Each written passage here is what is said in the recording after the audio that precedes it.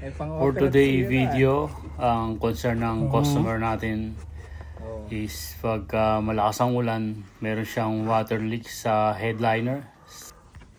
For initial evaluation, ginamitan natin siya ng weed whacker string para malaman natin kung barado yung drainage ng sunroof. Una-una, hanapin lang natin yung drainage. Then, tingnan natin kung merong barado. Kaya hindi makadrain na maayos yung tubig galing sa sunroof.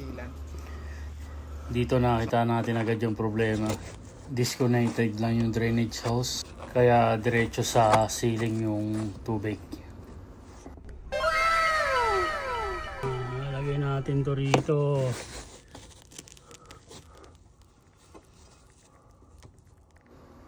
Medyo nahirapan tayo ibalik yung drainage hose dahil hindi natin matanggal yung sun visor.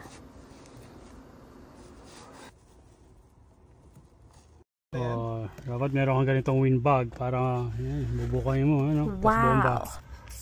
Then magpagaling yan. Kaya naisipan kong gamitin ng inflatable bag para magkaroon tayo ng enough space para madukot natin at maibalik natin yung drainage hose.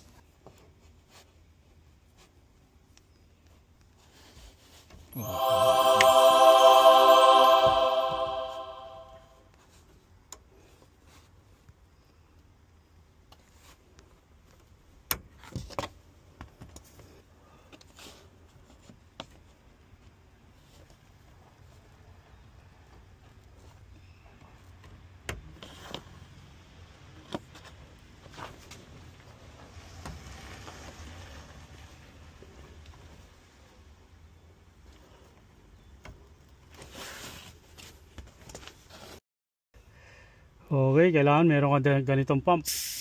Oo, buti na lang may ano kang ganyan Windbag. Kala pang high blood lang yan eh.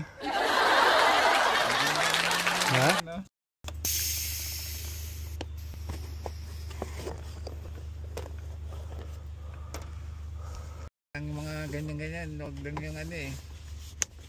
Buti na lang, naayos na.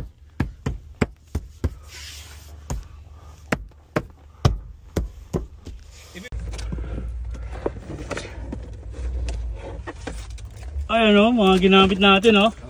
Ayan o, kailangan meron kang ganito.